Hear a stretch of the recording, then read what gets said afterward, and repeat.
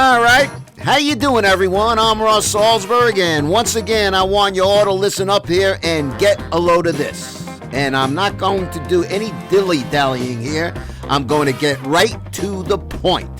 Brooklyn Nets point guard Kyrie Irving is, no doubt about it, a great talent. Unfortunately, he's an even great big pain in the ass. Quite frankly, I'd rather lose without him than win with him. So like I said, listen up, because you're really going to want to get a load of this. And when I say I'd rather lose, you might think I'm nuts, folks. God bless. You won't be the first person to think that. But I'm dead serious when I say I'd rather lose without him than win with him on my team. I don't like using this term, but I'm telling you, this guy is a cancer, a flat-out cancer. He is nothing but, as I said, a pain in the ass, a killer of team chemistry, camaraderie. It's unbelievable. I mean, this is not a good talent. This is a super-duper talent, one of the very best in the league, okay? But there have been problems before. Now, why am I getting all about this? If you haven't heard, Kyrie Irving to date refuses to be vaccinated. Okay? So because he refuses to be vaccinated, now here's a guy who I don't know what he's making, $35 million a year, whatever. He has a chance to lose because he's not vaccinated. He can't play in the Nets' home building, the Barclays Center in Brooklyn, because of the city mandate that you have to be vaccinated. So he's not vaccinated. Therefore, up until now, he couldn't even practice with the team at their facility. Now there seems to be a gray area that he might be able to practice, which I think is a load of bullshit anyway. He might be able to practice at the team's facility in Brooklyn because it's considered an office and not a gym, which is one of the buildings in the mandate. I don't know how that works. The point being, unless he gets vaccinated, he's not going to be able to play any home games. So half the season is on the road, and the other half is in Brooklyn, and then there'll be other cities, I guess in California. My point being, is this any way to run a team? Is this any freaking way to run a team? You know that old expression, there's no I in team? Kyrie doesn't comprehend that. You know, and it's such a disruption and a distraction.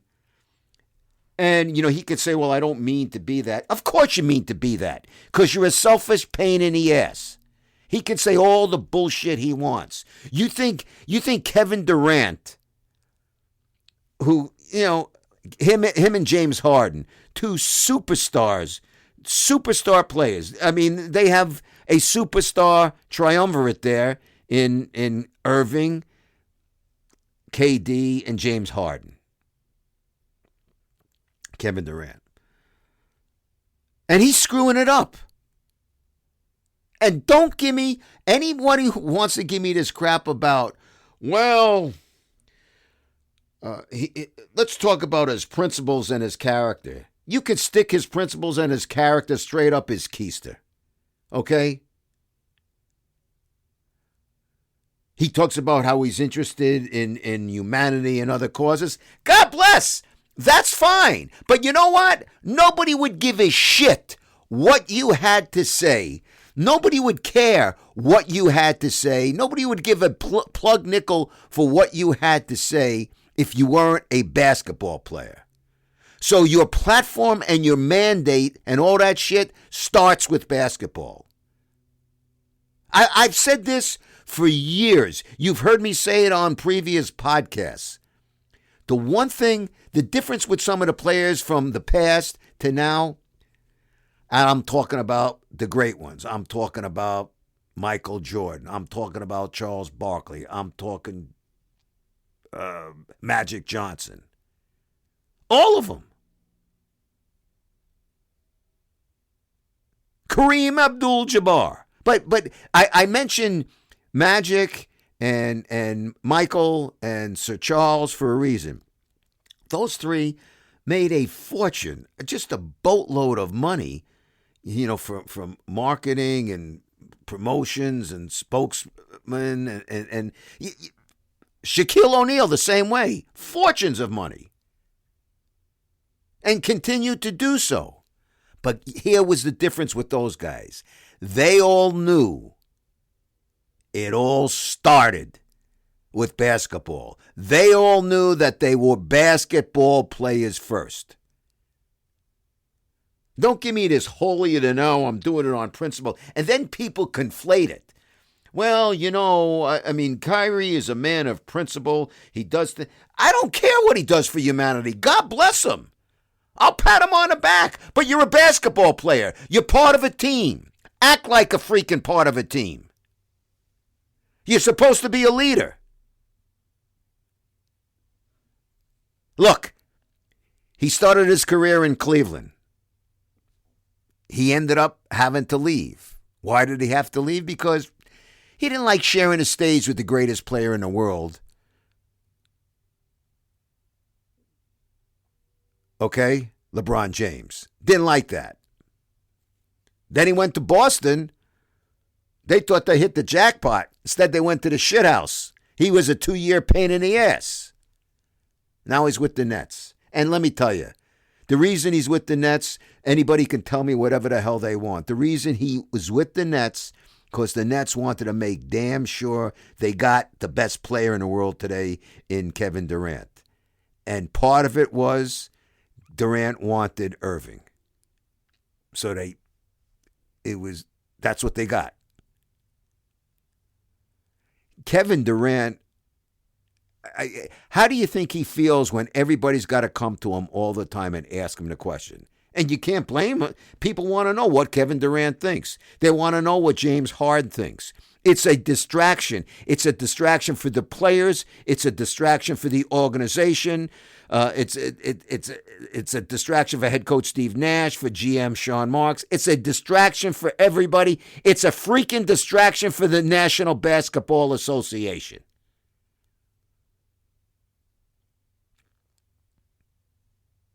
Kareem Abdul-Jabbar came out with a remark, and I'm just paraphrasing something. Like if God forbid you get sick, God forbid you have a heart attack, you're in an accident, or your kid's hurt. You're not asking, well, I want to, is this tested? Is it? No, you want you and your family taken care of pronto, immediately. I went this morning at 7 o'clock to get my third booster shot. My third. You know why? Because I cover the New York Football Giants. I have to be tested, a rapid test every Wednesday morning. I have to be rapid tested every Wednesday morning in order for me to cover the team. That's what I have to do. I don't have to do it, but then I won't cover the team. It's as simple as that. Do I feel a gun is being held to my head? No, I think it's protection for everybody. It's protection for players, for staff, for me, for everybody. And you know why I got my third shot today? Because I have 3 little grandsons, 3, 5, and 6.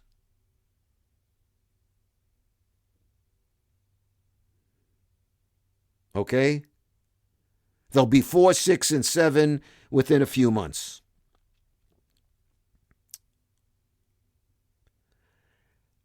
I want to protect them. And I hear these comments, Well, little kids don't get it. They don't get it bad. And if they got it, they don't. Well, you know what? I don't want any one of my 3 grandsons to be the first ones to get it and get really sick. So I want to be careful. My wife wants to be careful. It's common sense. Common sense. I hear, what's her name? I just drawn up. I'm having a brain lock. The NBA's union head, Michelle Roberts. When she gets asked about Kyrie, because obviously the union has to protect all its players, so that would be doing their job. And, listen, Kyrie Irving stands to lose like someplace between $300,000 and $400,000 a game that he doesn't play. Yeah, that kind of shkarol, that kind of guilt, that kind of dinero, that kind of moolah, rubles, whatever you want to call it. It's a lot of scratch. But she says, I'm quoting Michelle Roberts. Our numbers are 95, 96% vaccinated. That well beats the national average. What you need to do is ask what we can do to get the rest of the country to do what our players are doing. Do me a favor, Michelle Roberts. Stop talking to us like we're idiots, okay? Because I'm going to tell you something. You want to talk about leadership and having things to say? In particular, because we're talking about the black community here. He is an example for the black community. People listen to what he says. They scratch their heads over what he says. So Kyrie Irving is a distraction for any and everybody, on the court, off the court. He's a pain in the ass.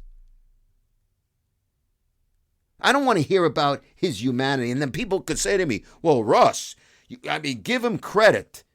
Give him credit. He's got to lose all this money. You know what, folks?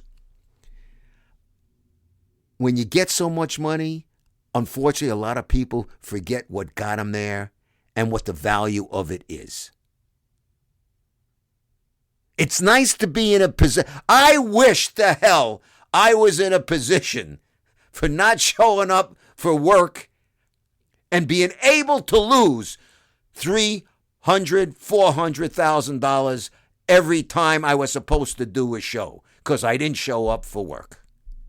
How's that? I wish to God I was in that position. This asshole takes it for granted. Don't tell me.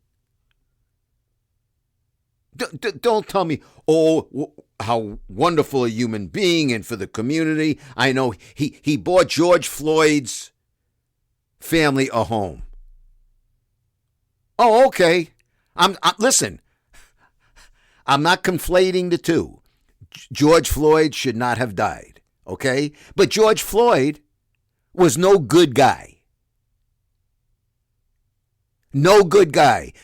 His arrest record shows he was not a good guy. But Kyrie, he's this wonderful guy. Hey, Kyrie, you could spend a lot of money helping other people who are more deserving than George Floyd was and his family.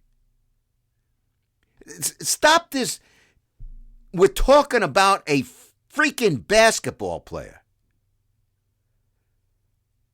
It's a distraction to me.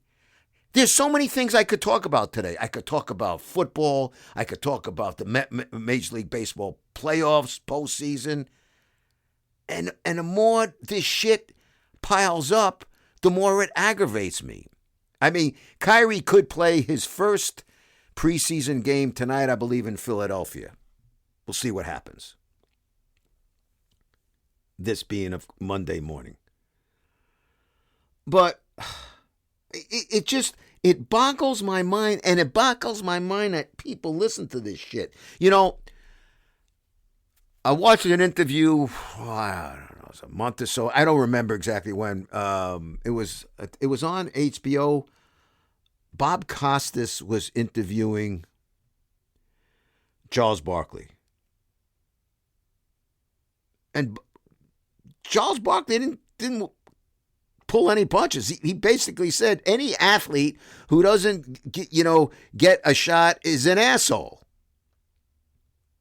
He said, you're making, in particular the NBA, guys making $30, $40 million a year. I don't care if it's $4 million a year. I don't care if it's $400,000 a year. That's a lot more than the average Joe on the street. And Barkley brought out the point. People lost their lives during the pandemic, lost their jobs, their livelihoods during the pandemic. They'll never be able to get back what they lost.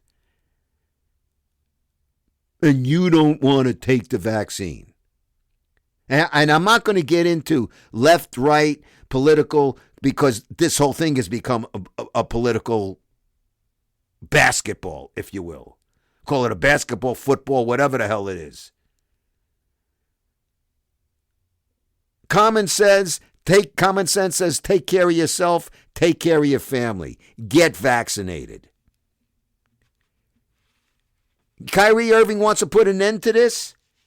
Get vaccinated, but no, Kyrie Irving, he likes, don't buy any of that bullshit that he does not like this. He loves this. He loves being a boil on the NBA's keister.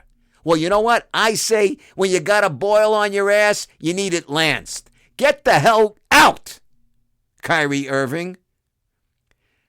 Brooklyn Nets, I would love for you to win a championship. But I don't want you to win it with this guy. As far as I'm concerned, he's a flat-out bum. He's a team killer. Kills camaraderie, kills chemistry. And what do you want Kevin Durant to say? You want Kevin Durant to say, well, my friend and teammate's just a ball buster, a pain in the ass. He's disrupting the team. What do you think James Harden's going to say? They're not going to say anything because you know what? That's just going to create more of the ugliness of what it is. And what it is ugly. It's a damn shame. I'm telling you, might think I'm nuts, folks, but I really, I wouldn't want to win with this guy on my team. I'd rather lose without him and know that I gave everybody, the team gave its best effort. No distraction. Charles Barkley brought something up. He says, when you sign these contracts and they're paying you $30, $40 million a year, you have responsibilities as an NBA player. This is Barkley who brought it up. To speak to the media, to talk, to not be a pain in the ass.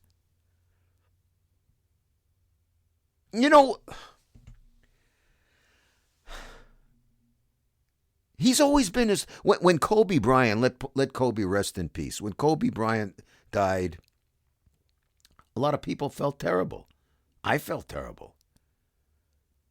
A lot of players felt terrible.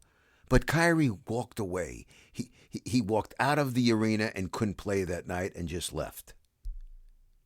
I'm sorry. I feel bad. I felt bad. But you know what? Do your job. Do your job. Man up. Be a man. Show some balls. Don't be a pain in the ass. Show some common sense. Show some real character. Put others before you put yourself. See, that's the biggest fallacy here, as if he's worried about others. No, he's worried about making himself look like some savior, some god. I'll close with what I said. Kyrie Irving is no doubt a great, great, great talent. Unfortunately, he's a much greater pain in the ass. And that, my friends, is a wrap on today's Get a Load of This. Now I'd like to be able to get a load of you. Let me know your thoughts on today's podcast. You can do it on Twitter at Russ Salzberg. You can do it on Facebook. You can always check out my website at russsalzberg.com. And now, of course, I got to thank my home here at Believe.com because, as you know, hey, folks, Believe's the #1 podcast network for professionals.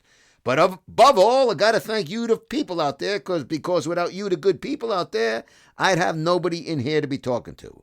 So until next time, it is I, Russ Salzberg, saying to all of you, bye-bye, so long, and farewell. Have yourselves a great week. And get vaccinated.